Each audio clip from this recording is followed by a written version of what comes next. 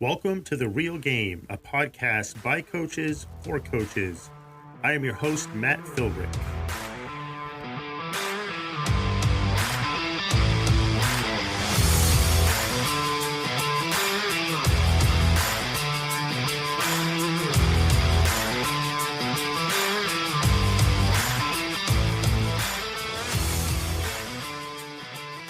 Welcome to this episode of The Real Game. I am your host, Matt Philbrick. It's great to be back on the air today. Last week, if you tuned in, I started doing some episode called 10-Minute Tuesdays.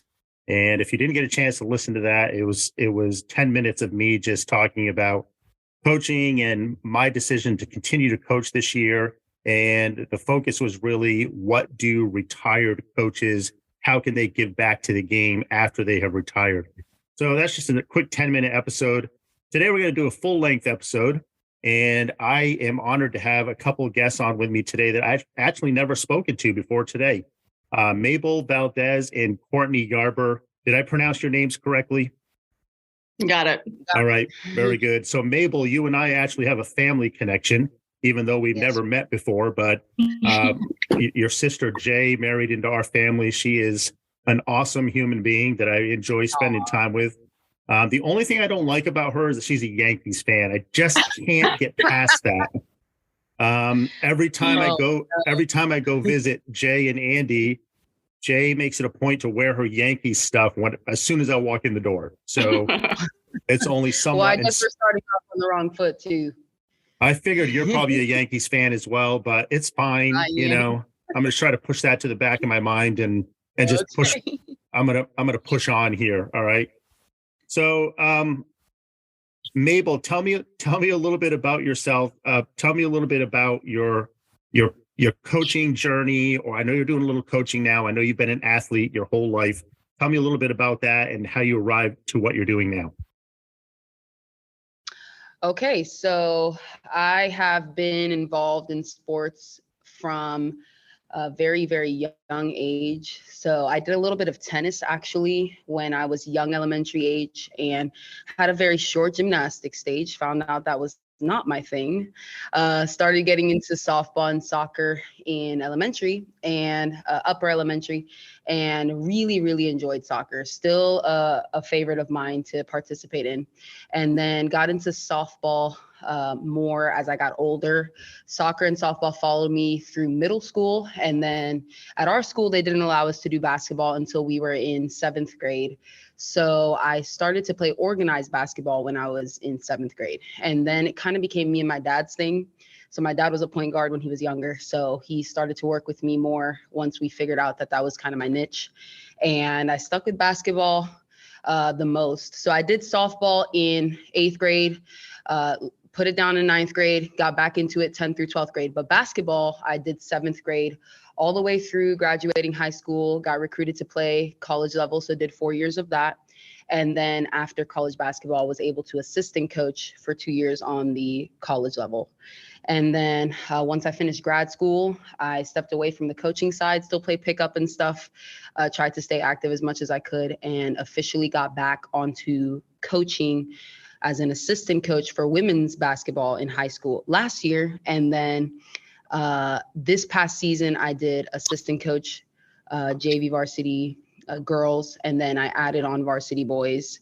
And then I officially rejoined softball this year as well as an assistant coach. So I have, this was my first 3 year, like 3 sports at a time in a season, which was very busy. And I'm sure. Yeah. Sounds ridiculous. But it was a lot of fun. I love being around sports. So it was hard to stay away.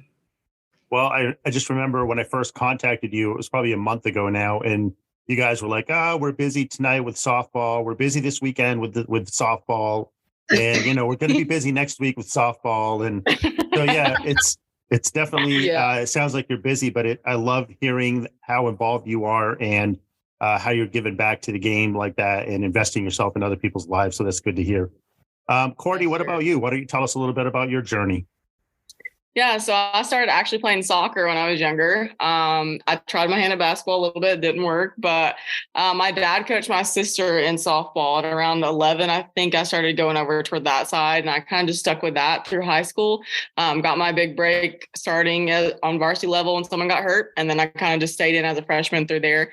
Went to college at PCC where Mabel went as well, but just played intramural. And then after I graduated in 2017, I moved to California. Started coaching there my first year, and our team won a championship.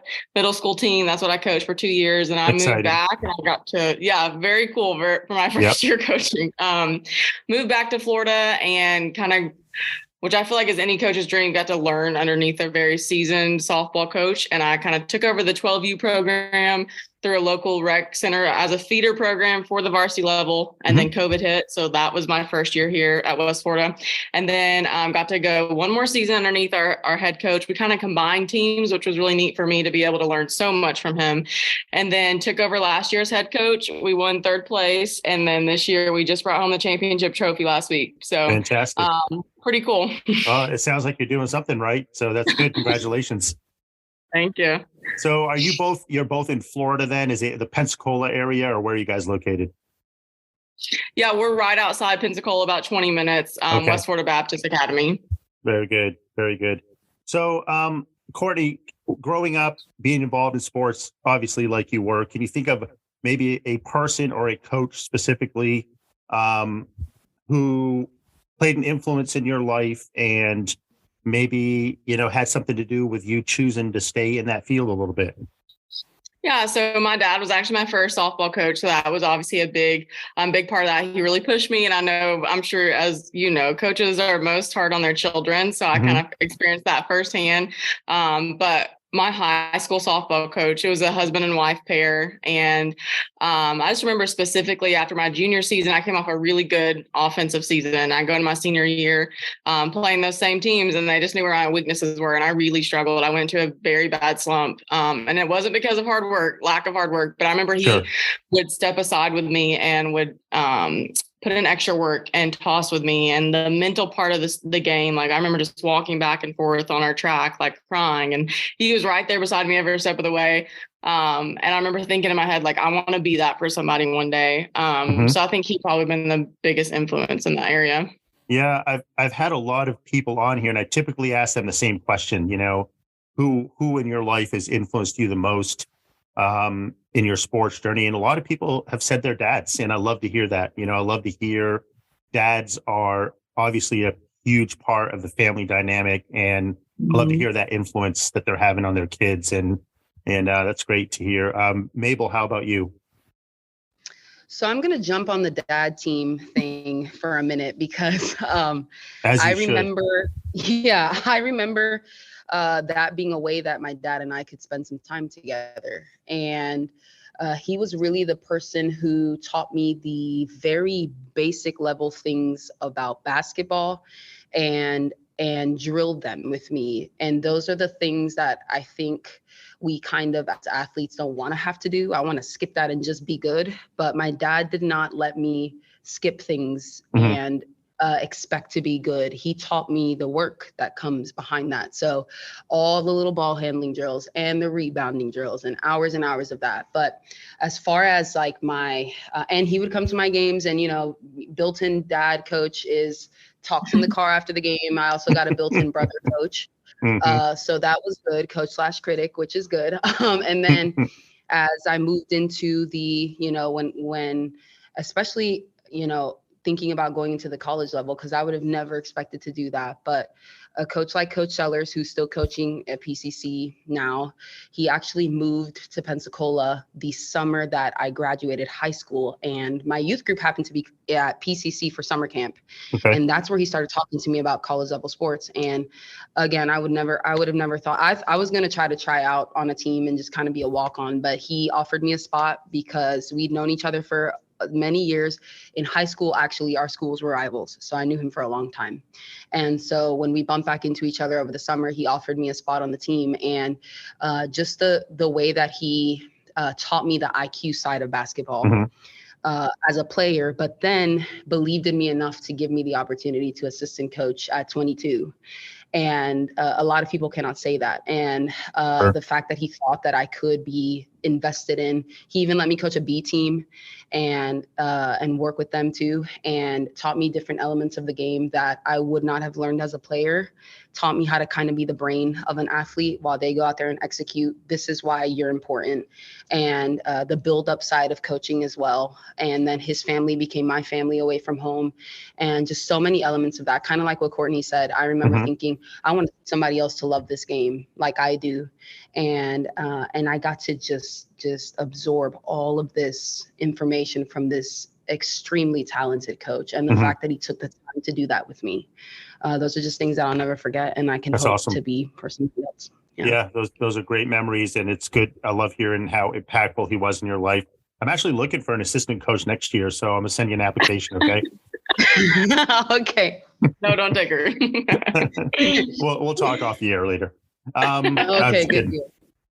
So I don't want to make this all about female athletes and females in sports and stuff like that, but well, okay, I lied. I actually do, because I haven't had the chance to have two ladies on the show at the same time. So, in your opinion, let's start with you, Mabel. In your opinion, what are some of the unique strengths or advantages that female athletes or coaches bring to the sporting world?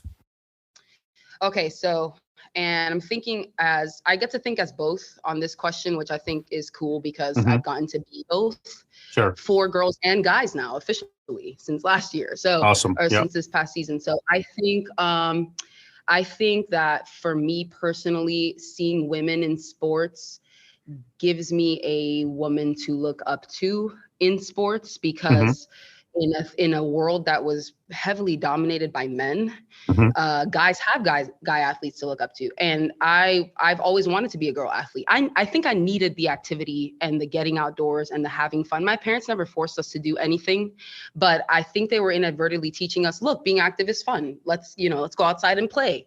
But then having an organized place to do that, which is organized sports, and then having girls to look up to, like, look, this female is being active and participating in the sport, but she's not sacrificing her femininity. Like, she can still go compete. She can get dirty. She can slide tackle. She can be aggressive on the basketball court. She can slide on the softball field. She can do all of those things, but she can still step off of the field or the court and be a feminine. And does that make sense? Like, yeah, it absolutely does. Yeah. Those things don't have to be manly or act manly in this world. And I remember my mom was a part of this too, and she probably doesn't even realize or know this, but she was still teaching me how to be a woman, even though I was participating in contact sports and learning the tenacity and the intensity and the aggression that comes with that. But I still got to learn how to be a woman at the same time. And I didn't know this until I got older and I got to be in college sports, and now I get to coach, that I got to be a reflection of both aspects of a woman. Yep. And I love that. I love that about sports. And I really want to give younger girls a person to look up to show them you can compete and not sacrifice the difference, what makes you a woman at the same time. So I love that athletes can do that and that coaches can do that as well at the same time. That's a great perspective that you have on that. I think it's a great message for all female athletes to hear, but especially young up and coming, kids, young teenage girls that are just maybe perhaps entering into the world of sports. That, like you said, they can be aggressive, they can play hard, they can get dirty, but they can still act and behave like young women should act and behave. So that's a great perspective. What about you, Kourtney? What do you think about that? Yeah, this question was one of those ones that really made me think, because I would think a lot of times that girls sports are kind of given, they're just girls, or like they're not as, like, they can't compete at as high of a level, I guess, as guys. But right. I think something that really stuck out to me, and as I was thinking through this, was like the mental part that girls kind of that struggle with, or the emotional side of sports. Like, I mean, as girls, I mean, it's not uncommon to see girls crying throughout the game. Like, we just played a game where the pitcher's crying while she's pitching. Like, it's just part of how God created us differently than men. And what's been, I think, a unique it's almost like a challenge as well as can be an advantage. It's just working through that. Like the mental toughness that comes from females is just, there's so many things that we think through, and just trying to block all that out and making it happen up here in between our ears. And then channeling those emotions to like benefit you. It's Right. something that we've seen our girls overcome this year, and something that I think is unique. And also from a coaching perspective, I'm not a mom yet, but there's a motherly nature that comes with a female coach, female to female. The coach I took over for was a male, and he was a dad of one of the girls, but there's just a different side when a girl can confide in you and what happens outside the chalk lines, or, I know what you're thinking. Like I can see it behind your face. Yeah, right. Those things are like the female coach really can come in and kind of give that nurturing aspect that male to female, male coach to a female player doesn't really have. Yeah. Yeah.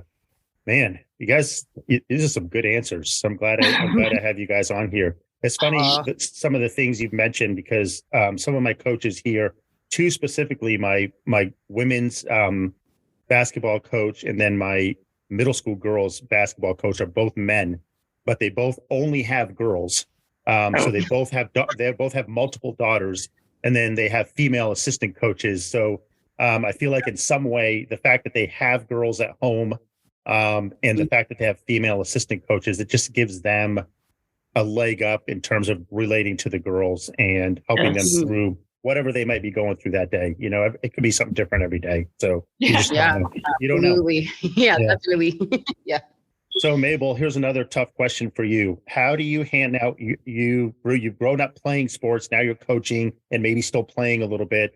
How do you handle, or how have you handled criticism in the past from external sources, maybe fans, maybe other players, maybe other coaches, whoever, it doesn't matter. And what do you do to keep your focus and your confidence up?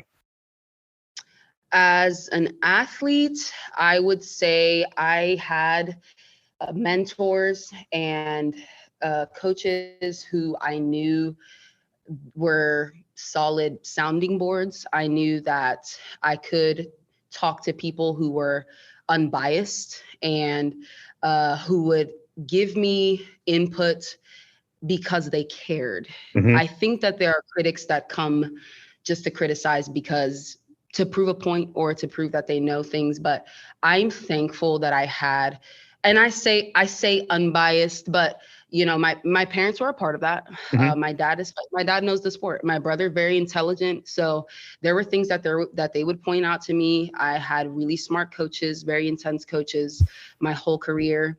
And I knew I could trust them. I knew I could trust their smarts because I'm thankful and I am blessed. And I know everybody can't say this, but I had coaches who wanted me to succeed.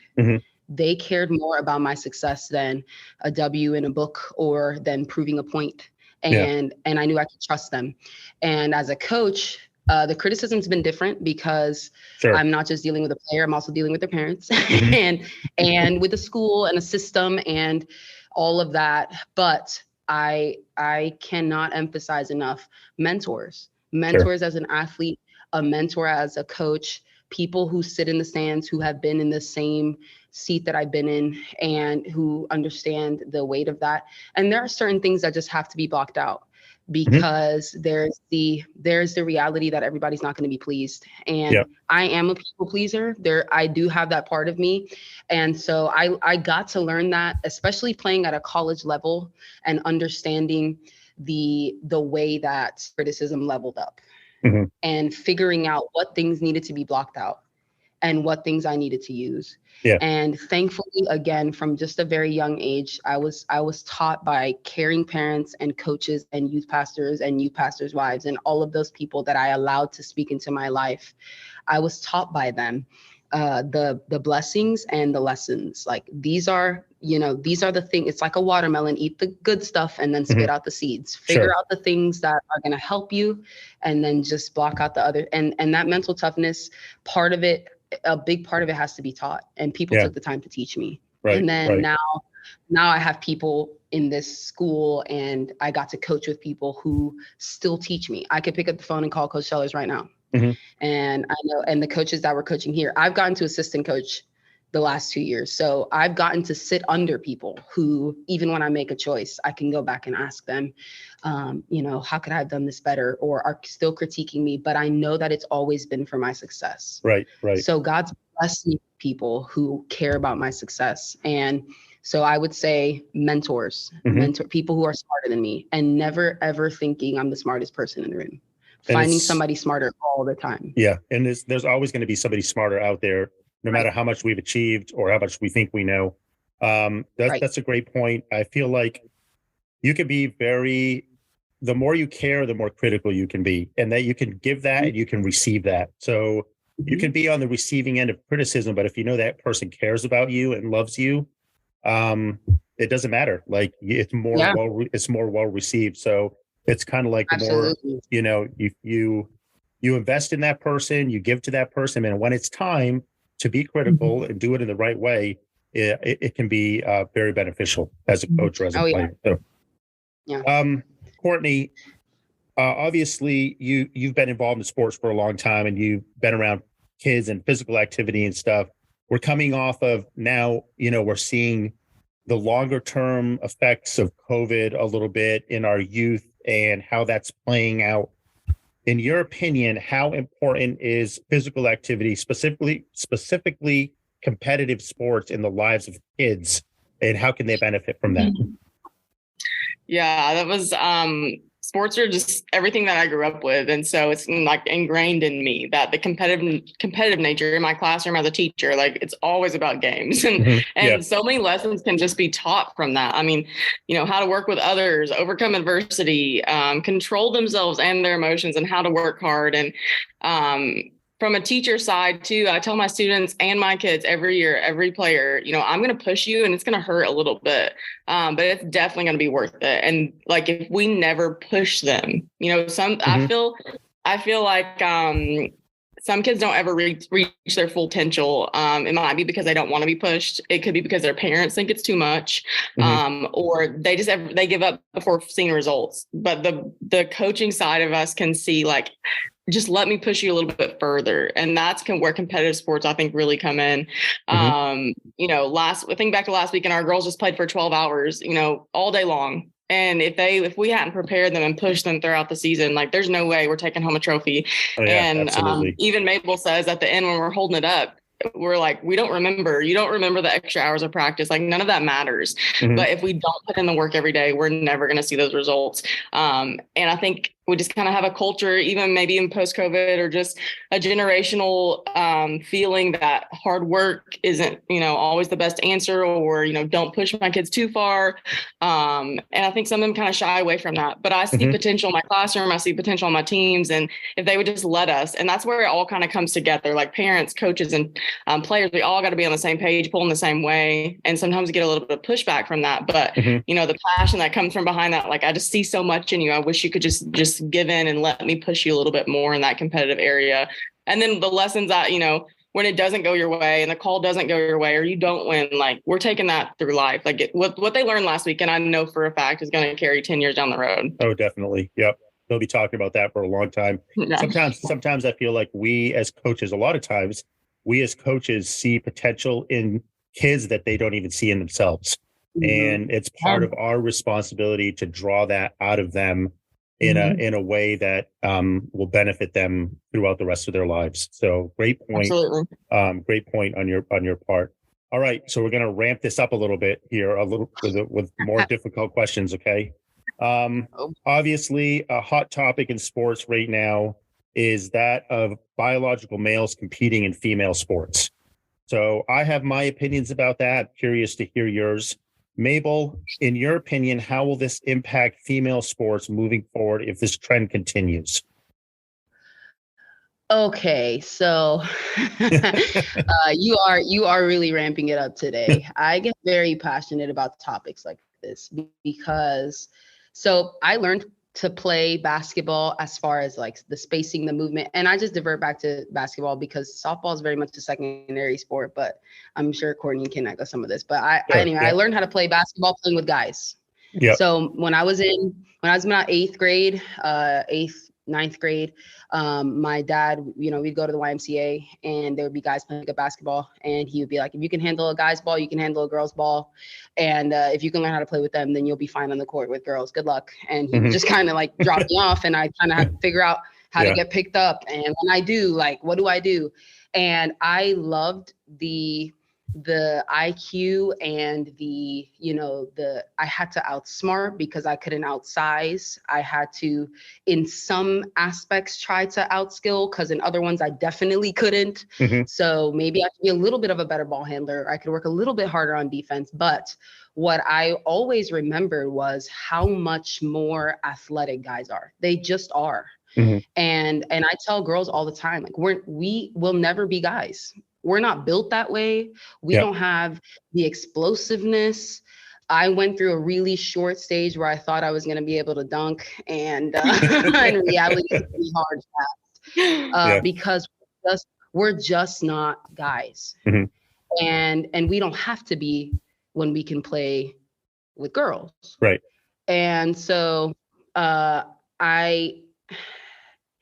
it really is bothersome for me, because I want to be able to have female children one day who don't have to worry about having to play like a guy. Right. While I like the competitiveness, and I still play pickup with guys today, and I like it, but there's always that part of me that knows I can't do some of the things that they're doing. I physically just can't. I'm not built like that, and my body can't handle that kind of that kind of stress and strain that guys can. So the fact that guys would want to step into a girl's world, I guess we could call it. And I get to teach history here, and I'm very passionate about history too. And we get to talk about all the things that women fought for. And it doesn't have to get like politically overboard or weird. There's a balance to everything, but there are some things that women had to fight for. And women finally got their lane in sports, and now that's being infringed on too. And I just don't understand that. It doesn't make sense to me when it's very clear. The stats show it, the facts show it, the science shows it. It's just very clear that our bodies are built differently. And now I have to worry about what the future of sports is going to look like for my children. Is my child even going to be safe? What kind of injuries is this going to bring in? A guy boxing against a girl, like, how's that? Or a guy in a swimming pool against a girl, or on a basketball court against a girl. I mean, the dominance is obviously going to be there.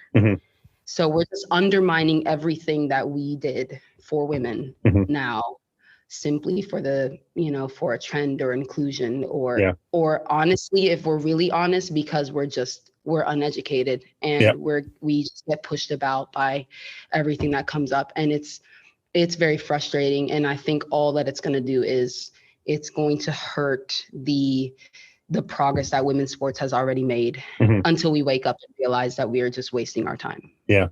And Kourtney, I'm going to get to you in just a second.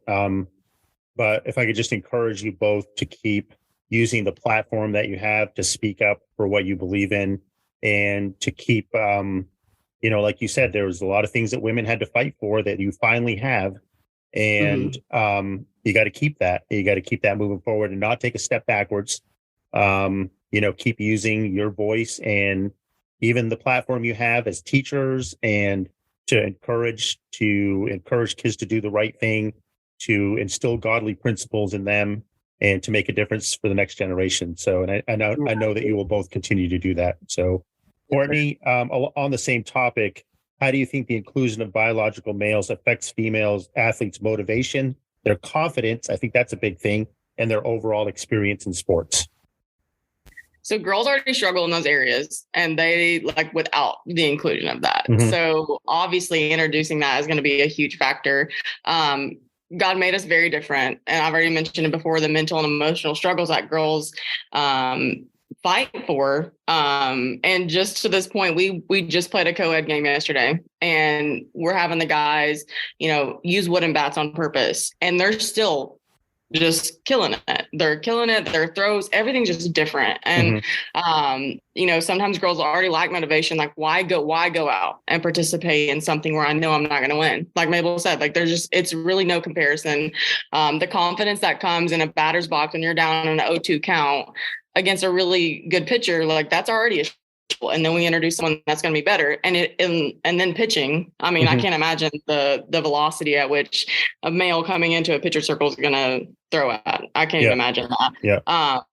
The experience, like that's part of it. Like what our girls are going to remember from last weekend is just the camaraderie and the grit and determination it took to win. Like that's their fun and that's their place. And just for a guy to come in and kind of, take that away from them would be very sad. Like Mabel said, like they're just two very different things. And softball, and specifically in softball, like they have, their version of that in baseball, and coming into that would just, it's already specifically designed for girls. I mean, girls basketball is guys basketball. There's like specific things that are already set apart. So when you introduce that, like you're just kind of throwing all those things away.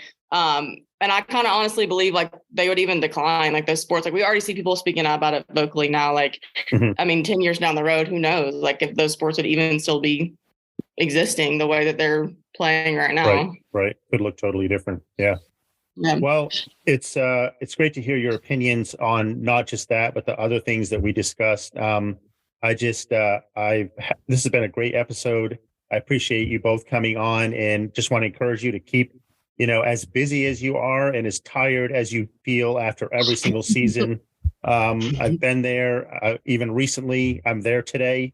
But the impact that you're making is obviously eternal, and it's just what kids need.